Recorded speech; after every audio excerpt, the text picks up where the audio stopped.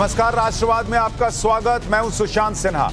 राष्ट्रवाद यानी देश से बढ़कर कुछ नहीं। क्या गुजरात में बीजेपी एक बार फिर सत्ता पर काबिज होगी या फिर कांग्रेस और आम आदमी पार्टी उसे चुनौती देंगे और अपनी जगह बना लेंगे? बीजेपी के 27 साल से लगातार जीत के करिश्मे को क्या ये पार्टियां तोड़ पाएंगी? अब की बार गुजरात की सत्ता पर कौन काबिज होगा? गुजरात में 1 और 5 दिसंबर को वोटिंग होनी। बीजेपी ने आज अपने उम्मीदवारों की पहली लिस्ट जारी कर दी। पार्टी ने 182 में से 160 सीटों पर अपने प्रत्याशियों के नाम का ऐलान कर दिया। केंद्रीय मंत्री और बीजेपी नेता भूपेंद्र यादव ने दिल्ली में इसका ऐलान किया। मुख्यमंत्री भूपेंद्र पटेल घाटलोडिया सीट से चुनाव लड़ेंगे। वहीं क्रिकेटर रविंद्र जडेजा की पत्नी रिबाबा को जामनगर नॉर्थ से टिकट दिया गया। हार्दिक पटेल को विरमगाम सीट से टिकट दिया गया है। बीजेपी गुजरात में फिर से सत्ता पर काबिज होना चाहती है। बीजेपी ने टिकट बंटवारे में विधायकों के परफॉर्मेंस को भी ध्यान दिया। बीजेपी के टिकट बंटवारे की खास बात यह है कि पार्टी ने पूर्व मुख्यमंत्री और डिप्टी सीएम तक को टिकट नहीं दिया। पहली लिस्ट में 38 विधायकों के टिकट काटे गए हैं। 8 मंत्रियों का टिकट कट गया है। स्पीकर नीमाबेन आचार्य को टिकट नहीं मिला है। 69 सिटिंग विधायकों को टिकट दिया गया है।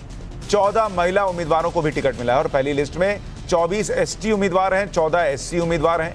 हार्दिक पटेल को विरमगाम से टिकट दिया गया और कांग्रेस से आए 7 नेताओं को टिकट दिया गया है, जिसमें पूर्व CM Vijay Rupani, deputy CM Nitin Patel को टिकट नहीं मिलने की खबर जोरों से चर्चा का विषय बनी हुई है। 182 में से 160 सीट्स को हमने डिक्लेयर किया है। जो 160 सीट डिक्लेयर करी हैं, इसमें 13 शेड्यूल कास्ट की, 24 शेड्यूल ट्राइब, 14 वुमेन, 69 सिटिंग लोग हैं। जिनके सीट बदले गए हैं उनमें से वरिष्ठ नेताओं ने स्वयं आगे बढ़कर के पत्र लिखा है, तो वो पत्र, उनके नाम भी मैंने आपके सामने पढ़े हैं।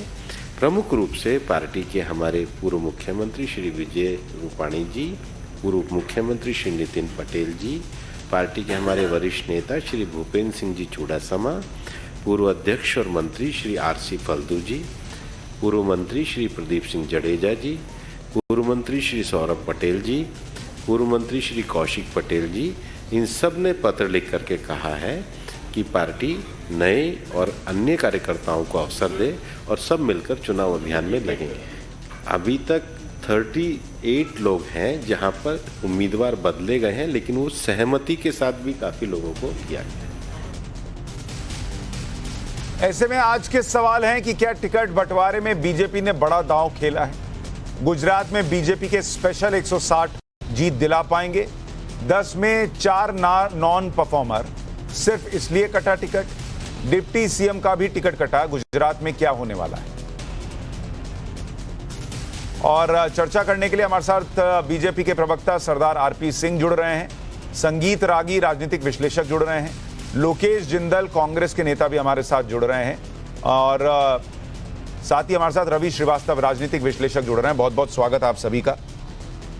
आरपी सिंह जी, प्रश्न उठ रहा है कि इतने लोगों के टिकट काट दिए आपने, डिप्टी सीएम का भी टिकट काट दिया, पूर्व सीएम का भी टिकट काट दिया। अगर ये सब नॉन परफॉर्मर थे जिसकी वजह से इनका टिकट कटा है, तो फिर यही लोग लंबे समय तक सरकार भी चला रहे थे, तो ऐसी सरकार को दोबारा मौका क्यों देगी पार्टी? और क्या ये डैमेज कंट्रोल के नाम पर इनके टिकट कटे हैं?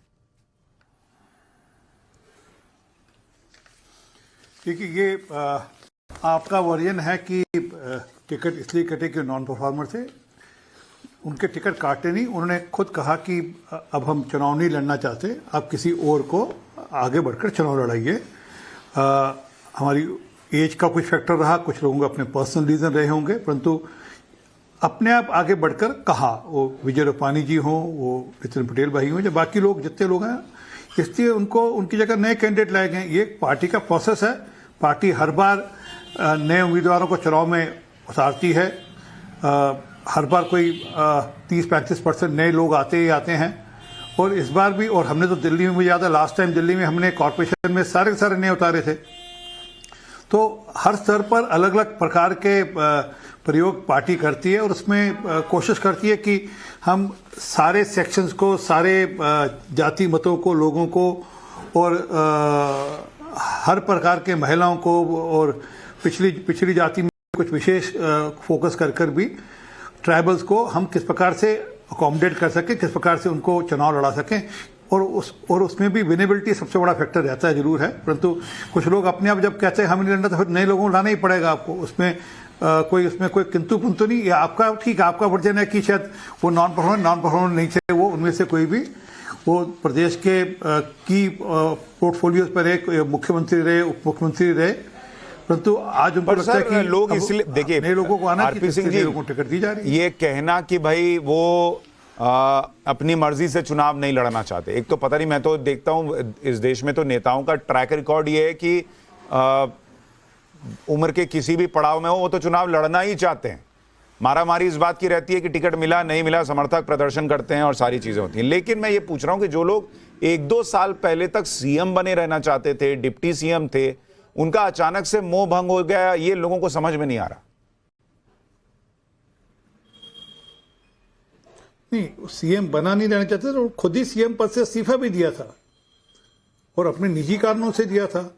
तो इसलिए ये कहना कि सीएम बना रहना चाहते थे, मैं हालांकि अच्छा नहीं लगता। मैं निज का उदाहरण देता हूं, मैं पिछली बार चुनाव नहीं लड़ा और मैंने कहा पार्टी को मुझे चुनाव नहीं लड़ना। जो पिछली बार हमारे विधानसभा का चुनाव हुआ, बाई इलेक्शन, मैं कहा मुझे चुनाव नहीं लड़ना।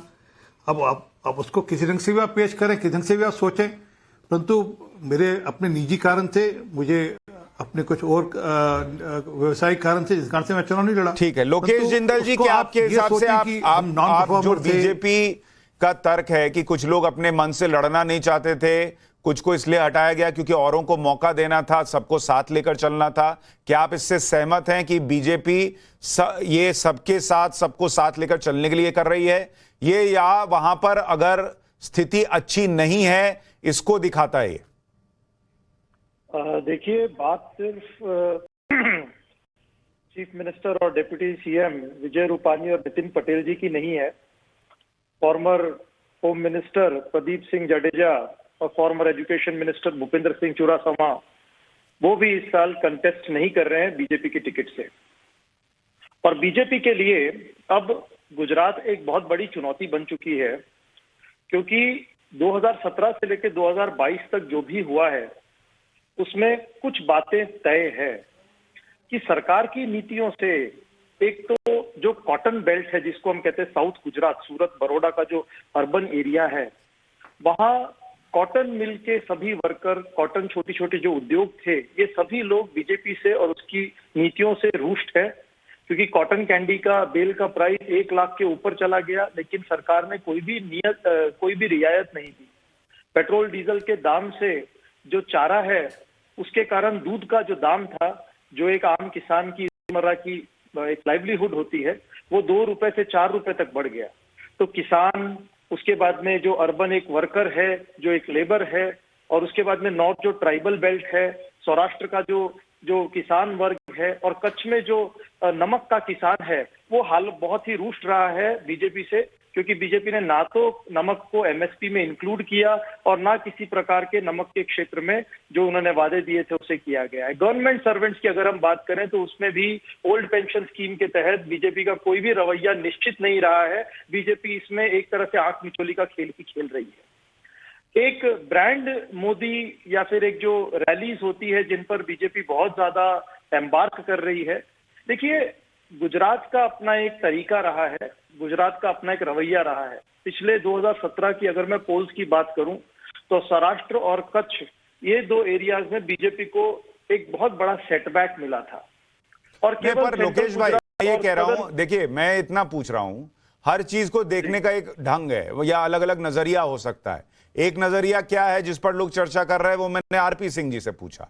दूसरा नजरिया लोगों का ये है कि भाई पॉलिटिक्स है, जिन लोगों ने मान लीजिए अच्छा प्रदर्शन नहीं किया, उनको अगर लोगों की सेंटीमेंट समझते हुए बाहर का रास्ता दिखाया कि हटो तुम उनके लिए जगह बनाओ जो परफॉर्म कर सकते हैं, तो एक पॉलिटिकल पार्टी को तो यही करना चाहिए और उसमें कोई विद्रोह नहीं हो रहा।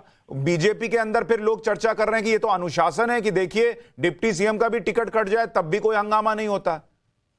देखिए, ये तो कहने की बात है। केशुभाई पटेल भी जब विद्रोह पर आए थे 2014 में, पूरे देश में देखा था क्या हुआ था। और ये एक बहुत ज्यादा एग्जैजरेशन है, इसमें मैं ये बात नहीं मानता। अंदरूनी मुद्दा कुछ और है। दरअसल एक बहुत स्ट्रांग एंटी इनकम्बेंसी फैक्टर आ चुका है गुजरात में, और बीजेपी इससे लड़ने की कोशिश कर रही है। पर लोकेश भाई, मैं मान रहा हूं, मैं आपके पक्ष जो आप रख रहे हैं उसी पे प्रश्न पूछ रहा हूं कि अगर एंटी इनकम्बेंसी है और कोई पार्टी को लगता है कि जिन्होंने नहीं परफॉर्म किया उनको हटा दिया और नए चेहरों को लेकर आ रहे हैं, तो यही तो पॉलिटिक्स में होना चाहिए। जिसने काम नहीं किया उसको टिकट दे दें सिर्फ इसलिए कि हम और आप टीवी पे डिबेट करें कि देखिए किसी का टिकट नहीं कटा, इसका मतलब सब अच्छा चल रहा था। देखिए, एक नेता और उसके साथ कार्यकर्ताओं को समझना बहुत जरूरी है। जब आप नेता पर प्रश्न उठाते हो, उसके साथ आप उस पूरे कार्यकर्ता और उसकी पूरी कार्यशैली पर प्रश्न उठा देते हो। एक नेता को टिकट ना देना, इसका मतलब उससे संबंधित सभी जो कार्यकर्ता है उन्हें नकारने वाली बात है। ये केवल पर कार्यकर्ता नेता का थोड़ी होता है सर, कार्यकर्ता तो पार्टी का होता है। ये कांग्रेस पार्टी में आप लोगों ने बना के रखा है कि सारा कार्यकर्ता नेता का है। दूसरी पार्टी जितनी है वहां जो है वो पार्टी का कार्यकर्ता होता है। संगीत रागी जी, जो बीजेपी में टिकट कटे उसका क्या मैसेज जा रहा है, जरा वो बताइए। दो पक्ष मैंने रख दिए कि क्या बीजेपी नर्वस है या भाई जिन्होंने नहीं परफॉर्म किया पब्लिक की भावना समझते हुए उनको हटाया और दूसरों को लेकर आ रहे हैं। क्या पक्ष सही लग रहा है आपको, संगीत रागी? देखिए सुशांत जी, एक छोटी सी घटना, एक उदाहरण देता हूं। कल्याण सिंह जब भारतीय जनता पार्टी से हटे तो ऐसा लगता था कि बहुत बड़ा वोट बैंक जो है वो भारतीय जनता पार्टी का खिसक गया। और आपको पता है कि कल्याण सिंह की हालत एक ऐसी हो गई कि वो अपनी ही अतरौली की सीट उनके लोग हार गए थे, उनके बेटे तक हार गए थे, अतरौली की सीट वो हार गए थे। तो आपने सही कहा है कि जो पार्टियां, और खासकर भारतीय जनता पार्टी जैसी एक जो कहते हैं कार्डर बेस्ड पार्टी, हम जो पॉलिटिकल पार्टीज का क्लासिफिकेशन करते हैं उसमें कार्डर बेस्ड पार्टी मानते हैं, ऐसी पार्टी जो विचारधारा से जुड़ी हुई है, विचारधारा से जुड़े हुए लोगों का एक बहुत बड़ा समूह है जो काम करता है पार्टी के लिए, बिना कुछ अपेक्षा किए हुए काम करता है, वो ऐसी पार्टियों में नेताओं के आने और जाने से कोई अंतर नहीं पड़ता है। एक व्यक्ति के पास 200-400 लोग ऐसे हो सकते हैं जो उनके प्रति व्यक्तिगत प्रतिबद्धता है। यहाँ तो ट्रेनिंग ही इस बात की जाती है कि वैचारिक प्रतिबद्धता महत्वपूर्ण है, व्यक्तिगत प्रतिबद्धता दूसरी जगह है। तो ऐसी स्थिति में मुझे ऐसी चीजें नहीं लगती है कि होगा।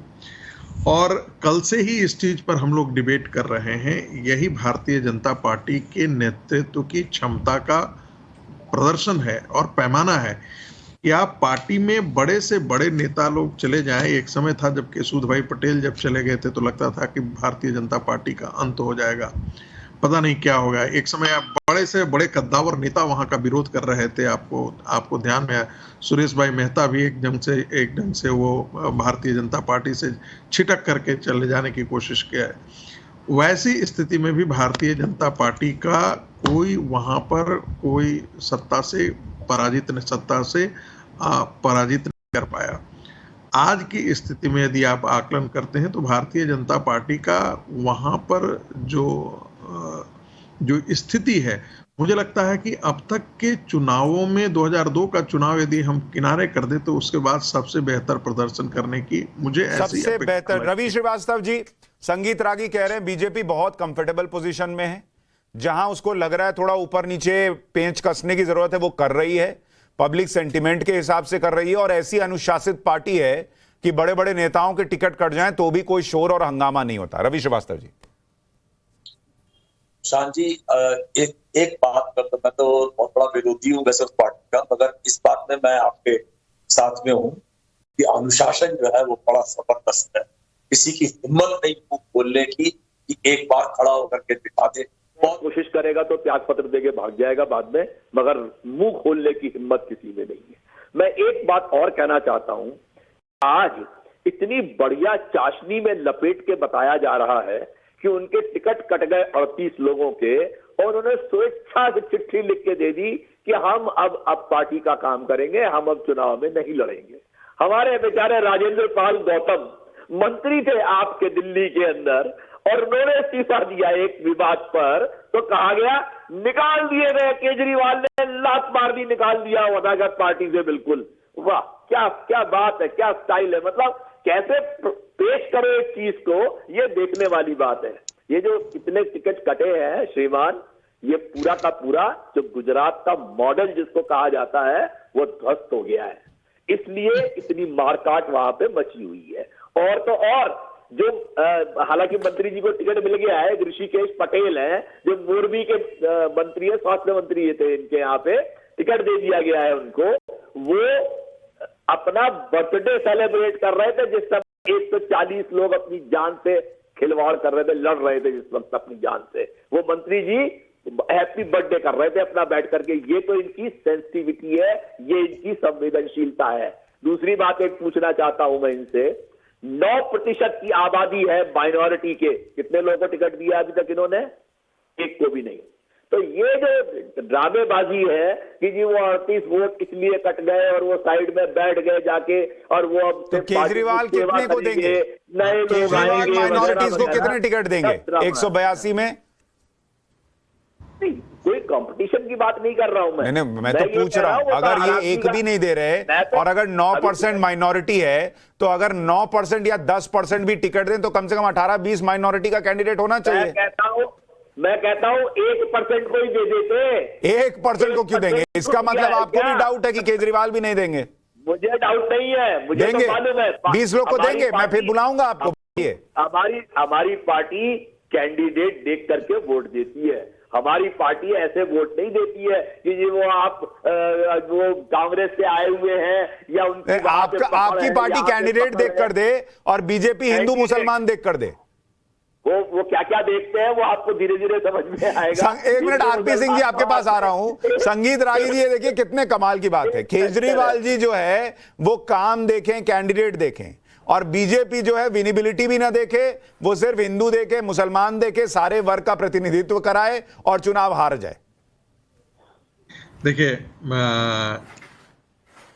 जो इनकी जो चाल और इनकी तरकीब है वो इसमें है कि माइनॉरिटी मेजॉरिटी यहां इन्होंने शुरू कर दिया। ठीक है, यही बात भारतीय जनता पार्टी करती, ये वोट मुसलमानों के लेने के लिए तो हिंदुओं को गाली देना शुरू कर चुके हैं। जब हिंदुओं को आपके पार्टी अध्यक्ष गुजरात का देवी देवताओं को गाली देना, हिंदुओं को गाली देना, ये सारे काम तो कर चुके हैं आपके, तब आप इनको लग रहा है कि वो अब तो हम गलत फंस गए हैं। तो गुजरात के इलेक्शन में आम आदमी नहीं, पर संगीत रागी जी, एक मिनट, संगीत भाई, उनका तर्क ये है, एक मिनट रवि भाई आपके तरफ से ही पूछ रहा हूं, उनका तर्क ये है बीजेपी ने 38 सिटिंग एमएलए का टिकट काटा, तो हम ये चर्चा कर रहे हैं या लोग ये भी चर्चा कर रहे हैं कि देखिए नॉन परफॉर्मर थे, उनको हटाया और पब्लिक को ऊपर रखा। वैसे ही अगर उनके नेता ने मान लीजिए हिंदुओं का अपमान किया और उसको निकाल दिया गया, तो उनका तर्क है कि भाई इसमें भी यह देखा जाना चाहिए कि जिसने गलत किया उसको हटा दिया, पब्लिक के सेंटिमेंट को ऊपर रखा, हिंदुओं के सेंटिमेंट को ऊपर रखा। नहीं, दोनों का मैं उत्तर देता हूं, बहुत ब्रीफली उत्तर दूंगा। देखिए, ये चूंकि फंस गए वहां पर, गुजरात के चुनाव, इनकी मानसिकता तो यही है। दिल्ली के चुनाव में मुसलमानों को वोट देने के लिए इन्होंने कहा, क्या तक केजरीवाल ने कहा, ओ गुजरात के टोपी पहन करके और कहे कि गुजरात वालों, गुजरात का आदमी, इसके लिए संबोधित था, गुजरात वासियों को संबोधित था, प्रधानमंत्री को संबोधित करते हुए। वो वीडियो में आपने भी देखा होगा, हमसे बेहतर आपकी पकड़ है, वो हम नहीं होगा तो हम आपको भेज देंगे, कैसे गुजरातियों को अरविंद केजरीवाल गरिया रहे थे। दूसरा, इनके अध्यक्ष जो है वो हिंदू देवी देवताओं को गरियाना शुरू कर दिया गुजरात में।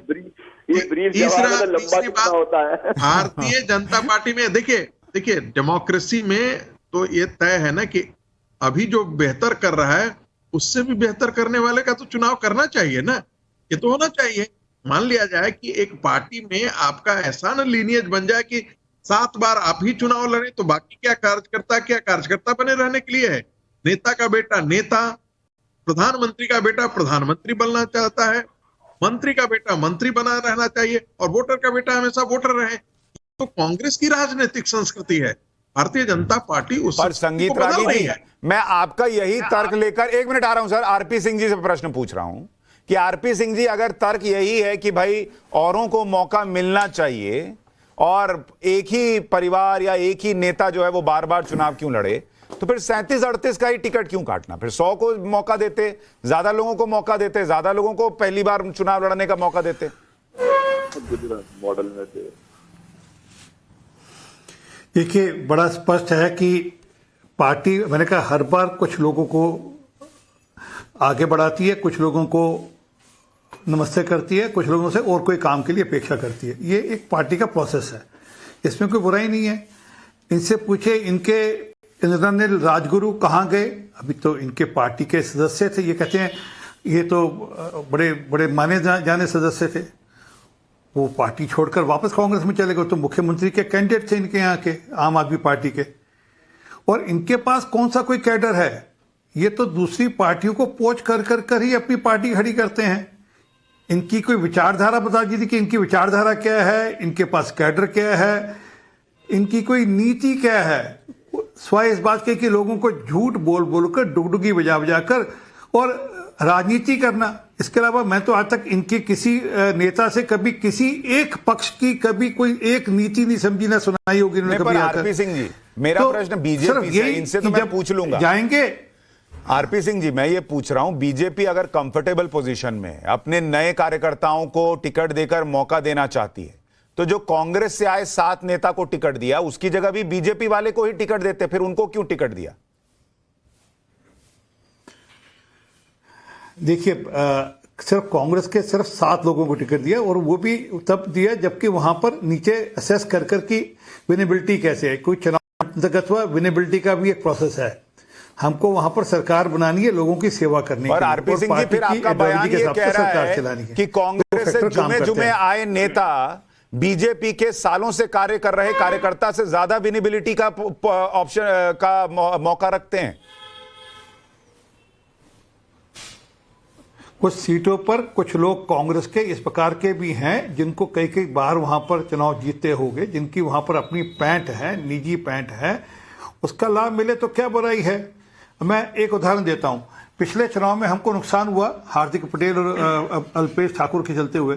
आज वो हमारी पार्टी में समावेश हो गए। अब इसमें हम अन्यथा क्यों लेंगे आप इस बात को? जी, कोई हमारे को ऐड ऑन कर सकता है तो हम उसको ऐड ऑन करेंगे, उससे लाभ मिल सकता है उसका लाभ लेंगे। लोकेश जिंदल जी, यही समस्या लोगों को दिख रही है कांग्रेस पार्टी में। आपके जीतने वाले कैंडिडेट, जिन लोगों ने इनको पिछली बार नुकसान दिया, उनको आप लोगों ने जाने दिया, इनके पास को मौका दिया, और हर किसी की एक ही स्क्रिप्ट है, एक ही लाइन है कि भाई हमसे मिला नहीं जाता था, हमको समय नहीं दिया जाता था, हमको मौका नहीं मिलता था। और राहुल गांधी वहां दक्षिण में चुनाव मतलब अपनी भारत जोड़ो यात्रा चला रहे हैं। तो आपकी पार्टी खुद को खुद कमजोर कर रही है। नहीं, देखिए 2017 और अब में बहुत फर्क है। अभी ना तो कोई पत्तीदार आंदोलन है, और अगर हम पत्तीदार आंदोलन समिति की बात करते हैं तो वो अपने आप में खत्म हो चुकी है। पत्तीदार आंदोलन समिति के हार्दिक पटेल को तो भाजपा ने लुभा लिया है, और बाकी जितने भी कार्यकर्ता थे उन्हें आम आदमी पार्टी ने टिकट दे दी। आम आदमी पार्टी ने ये जो कोचिंग की है पट्टीदार आंदोलन समिति और बाकी जो जितने भी नेता है, इससे कोई ज्यादा लाभ होने नहीं वाला है उन्हें। अच्छा लोकेश भाई, एक बात बताइए। लोकेश भाई, आपके जवाब से ही प्रश्न उठा रहा हूं। पाटीदार आंदोलन हुआ, उसका फायदा पिछले चुनाव में कांग्रेस पार्टी को हुआ था, ये आप मानते हैं? बीजेपी को नुकसान हुआ था, आप ये मानते हैं? और फिर आप खुद बता रहे हैं कि उस आंदोलन के नेता को उठा के ले गई बीजेपी, उसके कार्यकर्ताओं को टिकट दे दिया आम आदमी पार्टी ने। तो लोग आपसे पूछेंगे नहीं कि कांग्रेस की स्ट्रैटेजी क्या है? जिस आंदोलन ने आपको सीटें दिलाई, उसका नेता किसी और पार्टी में, उसका कार्यकर्ता किसी और पार्टी में, और आप जो है वहां बैठे हुए हैं।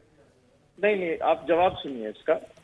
देखिए, पट्टीदार आंदोलन समिति की जो मांग थी और जो नेतृत्व था, वो अपने आप में समाप्त होता जा रहा था, और ये हार्दिक पटेल को अच्छी तरह समझ आ चुका था कि अब उनके पास जो है ज्यादा कुछ करने और कहने के लिए कुछ बचा नहीं है। और इसी बात पर उन्होंने अवसर देखा और भाजपा जाकर ज्वाइन कर ली। इसे अवसरवाद कहेंगे। और दूसरी बात, जो जितना भी बाकी का काडर था पट्टीदार आंदोलन समिति का, वो आपके गिरेबान में जाकर चला गया। लोकेश भाई, ये कांग्रेस का अवसरवाद क्यों नहीं है कि जब आपको लगा कि पाटीदार आंदोलन के लोग अब काम के नहीं रहे, तो आपने कहा हार्दिक पटेल जाता है तो जाने दो, कार्यकर्ता आम आदमी पार्टी में है तो जाने दो। अकाल आया था 2019 में, जब सौराष्ट्र में अकाल आया था, तो लोगों ने बाल्टियों से और न जाने कैसे कैसे टैंकरों से वहां पर पानी पहुंचाया, लेकिन सरकार की क्या नीति रही? कुछ नहीं। सौराष्ट्र ने देखा किस तरह से सौराष्ट्र के साथ एक पराया व्यवहार किया गया है। कच्छ का नमक का किसान त्राही त्राही हो गई, 5 लाख किसानों की कोई सुनवाई नहीं हुई। वहां पर तो बहुत बड़े बड़े गद्दावर नेता थे भाजपा के, लेकिन कोई भाजपा का नेता नहीं आया। मोरबी का जो पुल टूटा, पूरे देश ने देखा भाजपा का क्या रवैया रहा। तो आज जो जनता है वो समझ चुकी है, और ये जो प्रोपागेंडा और मार्केटिंग जो हम मीडिया में देखते हैं, इसके अलावा एक ग्रास रूट रियलिटी है जिसे हमें देखने और समझने की बहुत आवश्यकता है। Sangeet Ragi ji, we are back to square one. Propaganda और मीडिया में प्रचार, और इससे बीजेपी जीत जाती है। ग्रास रूट की रियलिटी कुछ और होती है। मैं ये आज तक नहीं समझ पाया कि न्यूज चैनल्स पर गरीब जनता, जिसके घर पता नहीं टीवी है नहीं है, वो सब देख देख बीजेपी को वोट देती है। किसी के पास यहां कुछ नहीं है, सब जो है वो हमारे जाल में फंस जाते हैं। ऐसा कैसे संगीत रागी जी होता है, मुझे नहीं समझ में आता। 2000 अभी चुनाव के देखिए सुशांत जी, जल्द आने वाले। देखिए सुशांत जी, बंधु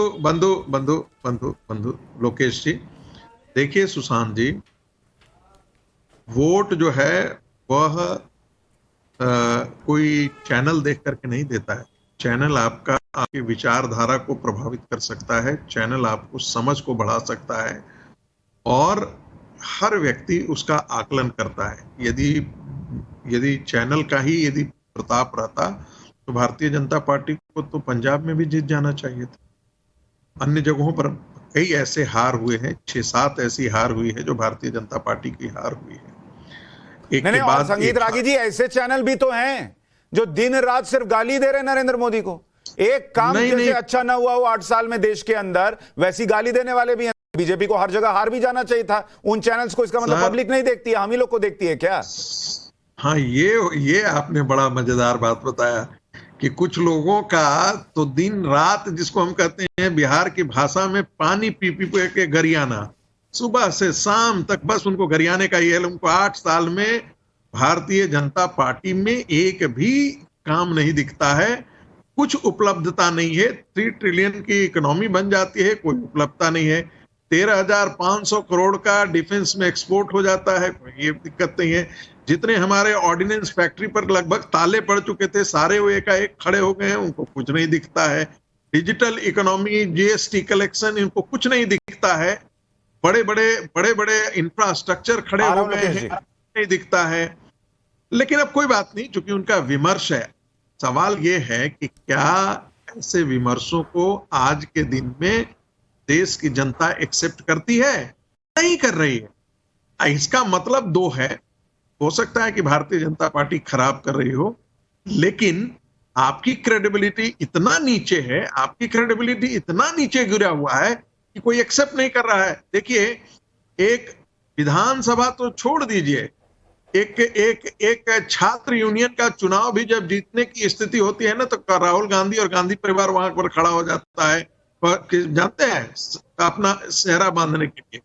और गांधी परिवार यदि गुजरात के चुनाव से बाहर है, इसका मतलब है कि उनका इंटरनल आकलन ऐसा है कि भाई इसमें जाने में कोई नहीं है, इसमें अपनी दुर्गति ही लिखी हुई है। रवि श्रीवास्तव जी, आपको यह दिख रहा है कि गुजरात के अंदर कांग्रेस खत्म है, इसलिए राहुल गांधी जो है वो दक्षिण भारत में भारत जोड़ रहे हैं, यहां वोट जोड़ने की बजाय?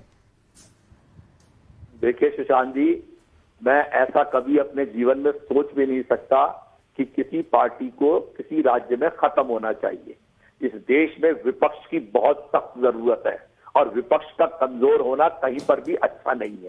विपक्ष मजबूत रहना चाहिए, पूरी ताकत से लगना चाहिए। और जो पिछली बार मैं समझता हूं जो 77 सीटें कांग्रेस को वहां पर मिली थी, उसका मुख्य कारण ये था कि गुजरात के अंदर बेसिकली लोग बिजनेसमैन हैं, धंधा करने वाले लोग हैं, और जो डिमोनेटाइजेशन की मार पड़ी थी उसकी वजह से बहुत लोगों के धंधे बुरी तरह से चौपट हुए थे, और वो जनता के अंदर एक बहुत बड़ा आक्रोश था और गुस्सा था। आज भी स्थिति यही है कि जो 27 साल की मिस गवर्नेंस है, एंटी इनकम्बेंसी है, वो इनसे झेली नहीं जा रही है। अब ये 38 सीटें काट लें या 40 सीटें काट लें, अभी उससे कुछ फर्क पड़ने वाला नहीं है। लोग अपना दिमाग बना चुके हैं। अच्छा, पर रवि भाई, अगर नोटबंदी, डिमोनेटाइजेशन के बाद गुजरात में लोगों ने गुस्सा दिखाया और फिर भी बीजेपी को 99 सीट आ जाती है, तो अभी तो अर्थव्यवस्था पटरी पर आ रही है, या आ ही गई है, सबसे तेजी से बढ़ती अर्थव्यवस्था है, जीएसटी कलेक्शन भी रिकॉर्ड हो रहा है, तो फिर इसका मतलब गुस्सा शांत हुआ होगा, तो बीजेपी की सीटें बढ़नी चाहिए। नहीं, ऐसा कुछ नहीं है सर, ये सब तो छोटे मोटे इधर उधर के ग्रीन शूट्स हैं, इनके ऊपर बच जाइए। इकोनॉमी में अभी कोई बड़ा बदलाव आया नहीं है। आप देखिए इकोनॉमी अभी भी डूबी हुई है। आप रुपए की हालत देख लीजिए। प्रधानमंत्री कहा करते थे जिस देश का प्रधानमंत्री गिरा हुआ हो उसके रुपया गिरता जाता है। IMF, world bank, Morgan Stanley, सबको समझ में नहीं आ रहा है जो रवि श्रीवास्तव को समझ में आ रहा है। सबके मैंने सुन लिए। 6.5%, 7% जीडीपी ग्रोथ होएगी। विश्व के कई देशों से बहुत अच्छी होगी। कई नहीं, सारे देशों, कई नहीं, सारे देश सर, फास्टेस्ट ग्रोइंग इकोनॉमी, कई नहीं, सारे देश। चाइना की इकोनॉमी करा रही है। एक बात अमेरिका अपने इन्फ्लेशन के सबसे वर्स्ट दौर से गुजर रहा है। ब्रिटेन अपने इन्फ्लेशन के सबसे वर्स्ट दौर से गुजर रहा है। आप कैसे प्रोफेसर हैं, विद्यार्थी की बात नहीं सुनते हैं? संगीत कैसे प्रोफेसर हैं आप? अरे वो बीच बीच में विद्यार्थी को ठीक भी करते हैं सर। विद्यार्थी अगर गलत ट्रैक पर चला जाए तो वो ठीक के खींच के लाते भी हैं। वो हम बहुत गिद्धे हुए विद्यार्थियों में से हैं। हम पटरी पर है बिल्कुल। और सीधी बात ये है कि देखिए, दो चीजें होती है। आपने बिल्कुल सही कहा सर, विपक्ष पटरी पर ही है, ट्रेन एक ही की दौड़ रही है और जनता उस ट्रेन में चढ़ी जा रही है। एक गरीब और मध्यम वर्ग का आदमी, तो दो जरिए होते हैं कि वो कैसे अपने आप को जिंदा रखे। नंबर 1, उसकी कमाई बढ़ जाए। नंबर 2, उससे खर्चे कम हो जाए। आम आदमी पार्टी कमाई बढ़ा नहीं सकती क्योंकि वो मोदी जी किसी की बंड नहीं देंगे, चाहे दूध का रेट हो, चाहे दही का रेट हो, चाहे कुछ भी हो। तो हम खर्चे कम करने की मदद करते हैं आम आदमी को। भाई उसका पानी, बिजली, स्कूल की फीस, महिला सुरक्षा, महिलाओं को बस में फ्री लेकर के जाना, तमाम इस तरह के हम कोशिशें करते हैं जिससे उसका खर्चा कम हो। इसे फ्री भी कह करके ये बदनाम करते फिरते हैं और खुद फ्री भी बांट रहे हैं। वहां पे हिमाचल में वो स्कूटी मिल रही है, किसी को लैपटॉप मिल रहा है, कहीं कुछ मिल रहा है। कल तक सुप्रीम कोर्ट में केस लड़ रहे थे, आज खुद फ्री भी बांट रहे हैं वहां जाकर के। तो ये फ्री भी ना कह करके ये आरपी सिंह जी, आप खर्चा कम करने वालों को फ्री भी बताते हैं और आप खुद जब स्कूटी बांटते हैं तब उसमें कोई दिक्कत नहीं होती, ये सवाल उठ रहा है। देखिए, इन्होंने गोवा के अंदर, उत्तराखंड के अंदर कोशिश करी। उत्तराखंड के अंदर इनकी जमानतें जब्त हुई। इनके जो चीफ मिनिस्टर के कैंडिडेट थे उनकी तक जमानत जब्त हुई। गोवा के अंदर भी सबको स्थिति जानकारी है। उत्तर प्रदेश में चुनाव लड़ने गए थे, साइकिल के साथ हाथ नहीं मिलाया था, हुआ के अंतर्गत सबको जानकारी है। तो क्या कि बड़े बड़े बोल अभी बोलेंगे देखो हम पंजाब में जीत गए, ये भी फिर अरे सर पंजाब में भी है और आएंगे, गुजरात में भी आएंगे 92। अभी कोई ऐसी बात नहीं आरपी सिंह जी। गुजरात में 92, अरे मेजॉरिटी के लिए उतने ही चाहिए ना। 92 तो कम से कम आएंगे ही आएंगे। ठीक है, बताइए। तो 92 आप दे रहे हैं अपने आम आदमी पार्टी को। केजरीवाल जी ने कहीं लिख के दिया है कि 5 सीट से कम कांग्रेस को आएगी, तो चलिए 5 मान लीजिए तो 97, मतलब 85 सीट आप बीजेपी को अभी आज की तारीख में दे रहे हैं। सुशांत जी, हाँ लोकेश जी, चर्चा है या अभी रवि श्रीवास्तव जी ये तो अपने को 135 दिए घूम रहे हैं सर, आज से नहीं 6 महीने से। नहीं, अगर 85 आप बीजेपी को दे रहे हैं और जो आप लोग कहते हैं कि कहीं से फिर ये 85 पर आ गए और आप 91 पे टिके तो सरकार इनकी बनेगी, तो सोच लीजिएगा 92 आना जरूरी है। एनसीपी वाले भी हैं, बंजारा जी की पार्टी भी है, इनको कहां सीटें आने वाली है? अभी तो इनका विपक्ष इनके अंदर का भी बहुत बड़ा है। अच्छा, जो शरद पवार के खिलाफ मोर्चा खोल खोल के सत्ता में आए, अब उनसे भी समर्थन लेंगे। 1 मिनट आ रहा हूं लोकेश भाई, एक छोटा आरपी सिंह से जवाब, फिर आपके पास आ रहा हूं। सरदार जी, देखिए, मेरी एक आदत है सुशांत, मैं बीच में टोकता नहीं और अच्छी बात नहीं। रवि श्रीवास्तव जी अपनी बात करके खुद ही अपना मजाक उड़ाते हैं, रस्ते भी अपनी बात पर खुद ही हैं वो। अभी कह रहे थे कि हमारी 92 सीटें आ जाएंगी, फिर हंस भी रहे हैं उस पर। सबको पता है कि क्या होने वाला है, सबको जानकारी है। मैं आपके पास चुनाव के बाद बैठ जाऊंगा, रिजल्ट आ जाएंगे, बैठ जाऊंगा। मेरी बात नोट कर लीजिएगा, मिलाकर 4 या 5 सीटों से ज्यादा नहीं आएंगी आम आदमी पार्टी की। और ऑन रिकॉर्ड कर को कि ये जब मैं उत्तराखंड में कहता था, जब वहां मैं काम देखा था पार्टी का, तो ये लोग कहते थे नहीं हमारी सरकार बन रही है। मैं कहता अगर आपकी सरकार छोड़ो, आपकी जमानतें नहीं बचेंगी। यहाँ पे कुछ 4-5 सीटों पे इनका मामला है, इससे ज्यादा कुछ नहीं है। और वो भी जैसे जैसे चुनाव बढ़ेगा वहां भी दिक्कत होनी है। परंतु जब और मैं मूल कांग्रेस को बात कितनी सीट आएगी वो भी बता दीजिए, वो भी लिख लेता हूं। वहां पर एक्सपेरिमेंट नहीं करने, मैं सर एक मिनट, मैं लोग वहां पर एक्सपेरिमेंट करने के मन में पक्ष में नहीं है। वो आम आदमी पार्टी के साथ, सर मैंने टोकन प्लीज, आम आदमी पार्टी का जो दिल्ली का हाल उन्होंने देख लिया, जिस प्रकार से दिल्ली के अंदर स्कूलों की जो दुर्गति है, जिस प्रकार से मोहल्ला क्लिनिक के अंदर दवाई देकर बच्चे मरते हैं, जिस प्रकार बच्चों की हत्या होती है, मुझे कहना पड़ेगा, जिस प्रकार से यहाँ पर पीने के पानी की व्यवस्था नहीं है, वहां पर लगभग 97% तक लोगों के घर तक नलका है, यहाँ पर पीने के पानी की व्यवस्था नहीं है, वहां पर लगभग 2 करोड़ लोगों के बैंक के खाते खोले गए हैं, वहां पर लगभग 11 लाख लोगों को पक्के मकान दिए गए। दिल्ली में भी भाजपा की सरकार, केंद्र की मोदी जी की सरकार लोगों को, गरीब लोगों को मकान दे रही है। इनकी सरकार ने पिछले 5 साल में, 8 साल में एक किसी व्यक्ति को मकान नहीं दिया इन्होंने, परंतु हल्ला करेंगे रोज आकर बड़ी और नहीं पर आरपी सिंह जी कांग्रेस की कितनी सीटें, आप कह रहे हैं आम आदमी पार्टी को 4-5 सीट, कांग्रेस रवि श्रीवास्तव रुकिए, कांग्रेस की कितनी सीट? एक मिनट रुकिए रवि श्रीवास्तव जी, 1 मिनट रुकिए। अरे लोकेश जी के पास भी जाना, रवि श्रीवास्तव रुकिए। आरपी सिंह जी आप कह रहे हैं आम आदमी पार्टी को 4-5 सीट, कांग्रेस को कितनी सीट?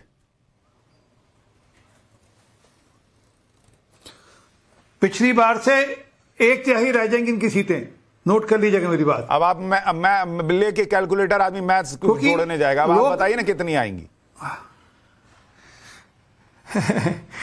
अरे मेरी बात नोट करिए, जितनी की पिछली बार आई थी उसे 1/3 आ जाए, बड़ी बात होगी इनके लिए। परंतु बात इस बात करनी कितनी सीटें आएंगी, बात यह है कि गुजरात की जनता किसी ढंग से भी डबल इंजन की जो सरकार है, जिसमें केंद्र सरकार और वहां की राज्य की सरकार मिलकर जिस प्रकार से गुजरात को आगे ले जा रही है, जिस प्रकार से वहां पर इंडस्ट्रियलाइजेशन हो रहा है, जिस प्रकार से वहां पर रूरल इंडस्ट्रियलाइजेशन हो रहा है, वो क्यों चाहेगी कि ये सब जवाब दीजिए। वहां पर जिस प्रकार से अभी बात कर रहे हैं, रवि जी रुकिए, अभी लोकेश जी को बोलने दीजिए। लोकेश जी बोलिए। घर तक पानी पहुंचे। व्यवस्था की हालत ये है कि बेरोजगारी आज चरम सीमा पर है, और ईंधन की बात करें, एलपीजी का रेट 37% बढ़ चुका है, दूध का रेट बढ़ चुका है, हर क्षेत्र हर जगह के ऊपर आज इन्फ्लेशन आपके टाइम में कितना बढ़ा था, उसकी जानकारी दे दीजिए एक बार। अपनी बात करने दीजिए सर, मुझे अपनी बात रखने दीजिए। और गुजरात के अंदर जो ये इनका मॉडल है, ये पूरी तरह से फेल हो चुका है। निराधार बात करेंगे तो मुझे टोकना पड़ेगा आपको। जो ये बात कर रहे हैं इनके जो प्रधानमंत्री है, वो अब तक मतलब इतनी रैलियां कर चुके गुजरात में, ये उनका एक तरह से इनके नहीं, देश के प्रधानमंत्री हैं वो, इनके प्रधानमंत्री नहीं है। पहली बात लोकेश सिंधिया, वो आपके भी प्रधानमंत्री हैं। जो गुजरात में जो है, मैंने कहा इनके मतलब इनकी पार्टी से जो प्रधानमंत्री है, मैं उनकी बात कर रहा हूँ, तो आप इतने इमोशनल मत होइए। नहीं, इनके पार्टी नहीं, देश के प्रधानमंत्री हैं। पहले ये ठीक करिए, आप उसको एक्सेप्ट करिए। यही तो दिक्कत है, इतने सालों में आपने इसी बात को मान्यता नहीं दी, इसी बात को आपने एक्सेप्ट नहीं किया। आपके गले से ये बात उतर रही, इसलिए आपको लोग नकार रहे हैं बार बार। लोग, देश के लोग आपको नकारते, इससे नकारते हैं कि आज तक आपने प्रधानमंत्री को प्रधानमंत्री माना नहीं आपने। वो देश के प्रधानमंत्री हैं, वो हमारे नहीं। इनकी अफीम खिला देते हो। बिल्किस बानो के वक्त जब बिल्किस बानो को छोड़ा जाता है तो आप प्रसाद बंटवा देते हो, जहां दंगे हैं वहां दंगे फड़वा देते हो। आज ही आपने दिल्ली की चुनाव समिति में जगदीश शेट्टर को लिया है, आपने कौन सी फिल्म खिलाई है? जगदीश शेट्टर ने कौन सी फिल्म खिलाई थी? जो जगदीश शेट्टर को आपने दिल्ली की चुनाव समिति में ले लिया, जिससे 84 के कत्लेआम में जो सबसे बड़ा नेता था वो, जिससे सबसे ज्यादा कत्ल किया दिल्ली के अंदर, जो दिल्ली के कत्लेआम में इन्वॉल्व था, उसने कौन सी फिल्म खिलाई है आपको? फील्ड पे वर्क किया है, जिसे कहते हैं साइलेंट वर्क। हर 2 कॉन्स्टिट्यूएंसीज में रथ गए हैं। लोकेश जी, कॉन्स्टिट्यूएंसीज के मैनेजमेंट से लेके हर एक कार्यकर्ता। लोकेश जी, जो सवाल अभी संगीत रागी उठा रहे थे कि अभी तक राहुल गांधी और प्रियंका वाड्रा गुजरात क्यों नहीं गए, वो कह रहे हैं आप लोग हार रहे हैं इसलिए ये लोग दूरी बना रहे हैं। नहीं जी, देखिए राहुल गांधी जी भारत जोड़ो यात्रा पर है, अभी प्रियंका जी डिस्ट्रिक्ट में थे, अभी जो है महाराष्ट्र दौरे पर है। आपको उनको पता नहीं था कि भारत जोड़ो यात्रा में गुजरात का, हिमाचल का चुनाव आएगा? प्रियंका गांधी जी हिमाचल प्रदेश इलेक्शन के दौरे पे हैं। नहीं आते क्या, क्योंकि आएंगे नहीं, तो गुजरात जरूर आएंगे। उनको पता है, समय मिलता है, गुजरात के लिए समय मिलता है। अरे भाई, गुजरात हिमाचल में तो प्रचार खत्म हो गया, आपके कितना समय चाहिए? कांग्रेस, आप देखिए, आपके जो हेड थे इंद्रनील राजगुरु, वो खुद कांग्रेस में आ चुके हैं, और उनका खुद कहना है कि आम आदमी पार्टी और भाजपा की मिली भगत है, जो भी कुछ हो रहा है गुजरात में। वे खुद जानते हैं, उन्होंने खुद कबूल किया है कि उनकी बहुत बड़ी भूल थी कि वो आम आदमी पार्टी में संगीत चले रागी गए। जी, ये भी हो सकता है कांग्रेस पार्टी खुद ही जीत रही है, राहुल गांधी और प्रियंका वाड्रा की जरूरत नहीं है, वो कॉन्फिडेंट है कि हम जीत ही जाएंगे।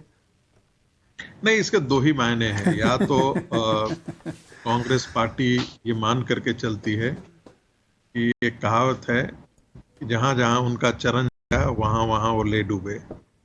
तो या तो उनको लगता है कि राहुल गांधी और गांधी परिवार कांग्रेस के लिए इतना अशुभ है, यदि वो आते हैं तो वो इस चुनाव पर मैं कांग्रेस कहना पार्टी चाहूंगा, हार जाए। पिछले बार जो 2017 में इलेक्शन की दूसरी बात अच्छी जो जीत हुई थी, देखिए, वो राहुल गांधी जी के देखिए, प्रयत्नों के कारण ही हुई थी। देखिए वो तो एक यूनिवर्सिटी का भी चुनाव जब जीतते हैं तो राहुल गांधी जिताते हैं। हार को भी जीत बताते हैं ये।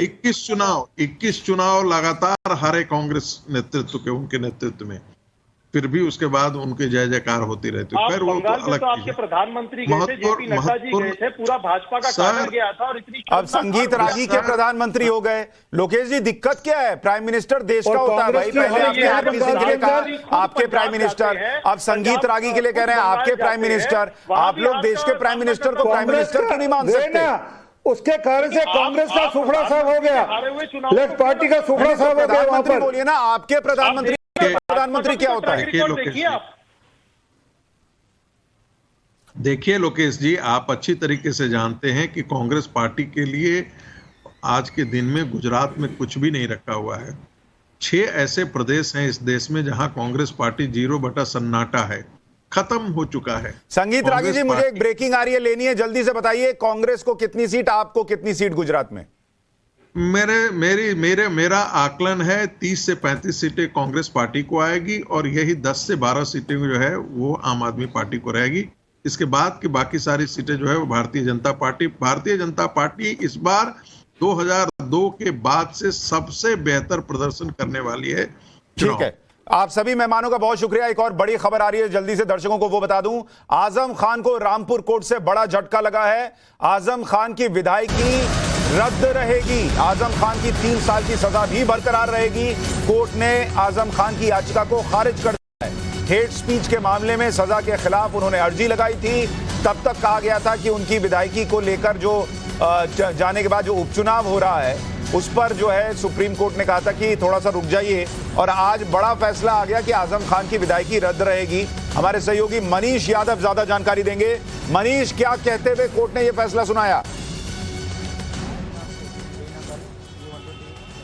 देखिए सुशांत, नफरती भाषण का मामला था। 2019 के लोकसभा चुनाव में जहर उगल रहे थे आजम खां, बचने की कोशिश कर रहे थे, सुप्रीम कोर्ट गए। हालांकि सुप्रीम कोर्ट ने राहत दी। जो 15 नवंबर को सुनवाई होनी थी वो आज हुई 10 नवंबर को। मतलब चूंकि आज से पूरी उपचुनाव की प्रक्रिया शुरू हो रही है तो ऐसे में आज फैसला देना था। कोर्ट ने कहा इस मामले में आजम खां को कोई राहत नहीं दे सकती। निचली अदालत के फैसले को सेशन कोर्ट ने सही ठहराया है और अब वहां पर उपचुनाव का रास्ता साफ हो गया है। आजम खां राहत और रियायत की उम्मीद कर रहे थे कि कम से कम इस सजा पर स्टे लग जाए तो उनकी विधायकी बरकरार रहे, लेकिन ऐसा हुआ नहीं। अब रामपुर में विधानसभा का उपचुनाव होगा, उसके लिए आज से प्रक्रिया, चूंकि मामला कोर्ट में था तो शुरू नहीं हुई है। कल से चुनाव आयोग वहां पर नामांकन दाखिल करने की प्रक्रिया शुरू कर देगा। मैं आपको थोड़ी देर के लिए रोक रहा हूं। इस खबर पर वकील का रिएक्शन भी आ रहा है, वो भी सुन लेते हैं। अरे आइए वकील साहब, एक मिनट आइए। अरे एक मिनट वकील साहब बोल दीजिए 2 पॉइंट। अरे आप बता दीजिए, वकील साहब पूरी बात बताना चाह रहे हैं। ये आज जो फैसला आया है क्या मामला था पूरा, और क्या पूरा मामला तो आप लोग पता है 27 तारीख को ऑनरेबल कोर्ट एसीजम फर्स्ट विशेष न्यायालय एमपी एमएलए ने 27 तारीख को मोहम्मद आजम खान साहब को 3 साल की सजा सुनाई थी, जिसके आधार पर 28 तारीख को विधानसभा सचिवालय ने उनकी विधायकी रद्द कर दी थी।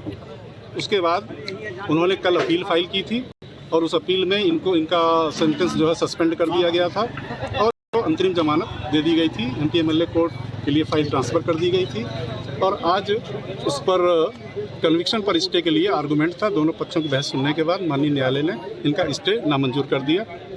दूसरे पक्ष का आरोप था कि इरेगुलरिटीज हैं, लीगल चीजें हैं। ये अपील का मैटर है, मेरिट तो अपील में डिस्कस की जाएगी। अच्छा, कारण क्या बताया, किस कारण उन्होंने रिजेक्ट किया? नहीं, अब तो ऑर्डर देखने पता चलेगा पूरा कारण क्या लिखा है। आपका क्या नाम? राकेश कुमार मौर्य, एसपीओ रामपुर। तो आजम खान के लिए बड़ा झटका, विधायकी उनकी रद्द रहेगी। मनीष, आजम खान के पास अभी और कोई विकल्प बचा है या अब उपचुनाव होगा, यह स्पष्ट है?